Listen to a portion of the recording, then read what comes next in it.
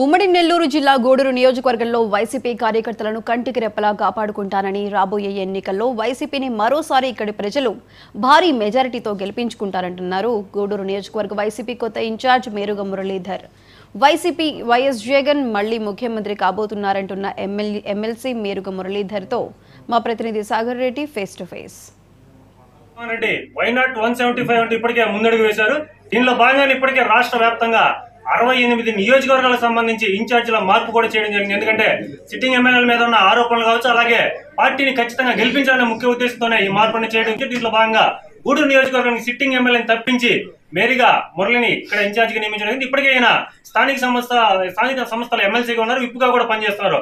ఆయన అడిగే తెలుసుకుందాం. చెప్పండి సార్, మీకు గూడూరు నియోజకవర్గ ఇన్ఛార్జిగా బాధ్యతలు అప్పగించారు, వీటిని ఏ విధంగా నిర్వర్తిస్తారు? నేను చాలా భక్తితో నిర్వర్తిస్తానండి. జగన్మోహన్ రెడ్డి గారు ఎంతో నమ్మకంతో మరి నాకు అంతకుముందే గతంలో సమన్వయకర్తగా ఇచ్చారు. ఒక పరీక్షలో కూడా నేను నెగ్గాను. అది మెచ్చి మళ్ళా మా కాన్స్టిట్యున్సీలో సమిష్ట నిర్ణయంతో ఇన్ఛార్జి పదవి నాకు ఇచ్చారు. దీన్ని కూడా మరి నేను ఎంతో బాధ్యతగా స్వీకరించి ఇచ్చినటువంటి బాధ్యతను కూడా మరి సక్రమైన మార్గంలో పార్టీ ముందుకు పోయే రకంగా ప్రణాళికలు సీనియర్లు అందరినీ, యువతని, మహిళల్ని అందరినీ సమాలోచనలతో మరి ముందుకు తీసుకుంటానని నేను తెలియజేసుకుంటున్నాను. ముఖ్యంగా ఇక్కడ వైసీపీకి కంచుకోటగా ఉంది. 2 దఫాలు కూడా వైసీపీ అభ్యర్థిగా గెలవడం జరిగింది. కానీ ఒక అభ్యర్థి వైసీపీలో గెలిచి పార్టీ మారడం జరిగింది. ఈ పరిస్థితుల్లో ప్రస్తుతం ఎమ్మెల్యే కొంత చెడ్డపేరు రావడంతో మీకు నియోజకవర్గ బాధ్యతలు అప్పగించారు. వీటన్నిటిని ఏ విధంగా సమన్వయం చేస్తారు? ఒకటండి, ఇక్కడ ఏంటంటే గూడూరు ప్రజలు మొదటి నుంచి చైతన్యం కలిగినటువంటి ప్రజలు, గుణవంతులు. వాళ్ళు ప్రతిదీ బేరే చేసుకుంటారు. రాజకీయ చైతన్యం ఆ రోజు ఉమ్మడి జిల్లాలో కూడా ఇక్కడ రాజకీయంగా ఉన్నటువంటి పెద్ద కుటుంబాలే మరి రాజకీయ పెత్తనం చేయడం జరిగింది. ఎందుకంటే అందరిని ఆదరించే గుణం ఉంది కాబట్టి నాయకత్వం ఇక్కడికి వచ్చింది. మరి మీరు గతంలో చూసుకున్నప్పుడు ఆదరించారు. ఆ రోజు మా పార్టీలో మరి ఈ రోజు టికెట్ కోసం ఇంకా కన్ఫర్మ్ అయిందో లేదు తెలియదు, కానీ టికెట్ కోసం ప్రాకులాడుతున్నటువంటి మరి మాజీ ఎమ్మెల్యే సునీల్ కుమార్ని ఆ రోజు పార్టీ గొప్పగా ఆదరించింది. గతంలో తెలుగుదేశం కోసం ఎన్నిసార్లు టికెట్లు మరి ప్రయత్నం చేసినా అతను సఫలీకృతం కాలేదు.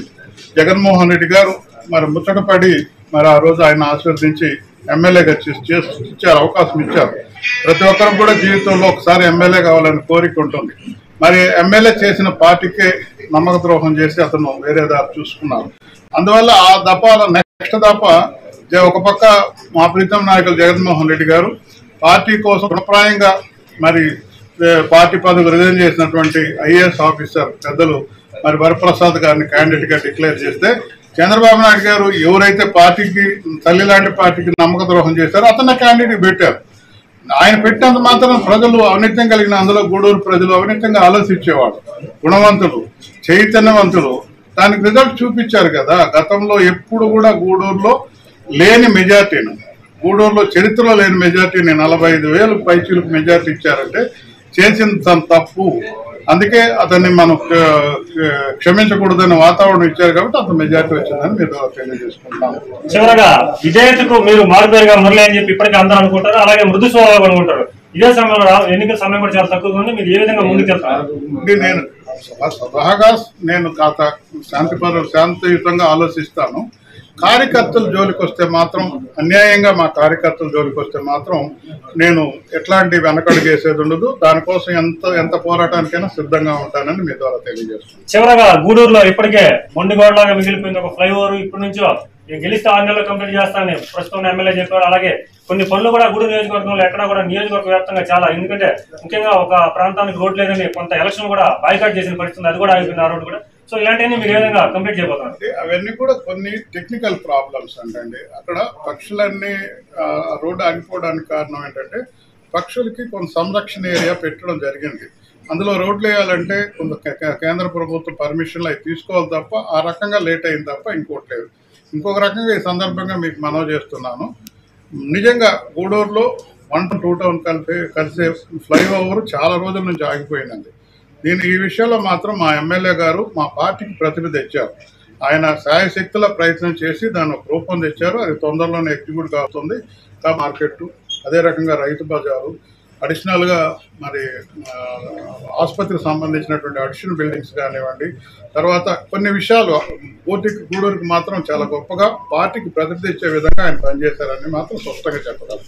ముఖ్యంగా మేరీగ మురళీధర్ని సపోర్ట్ చేస్తూ కొంతకాలం క్రితం కూడా వేరే మురళికి టికెట్ ఇవ్వాలని, లేకుంటే తాము దుప్పట్లు కప్పుకొని ఇక్కడ ఉంటామని చెప్పి చాలా మంది చెప్తున్నమాట. ఈ పరిస్థితుల్లో వేరే మురళికి ఇన్ఛార్జిగా బాధ్యతలు అప్పచెప్పారు.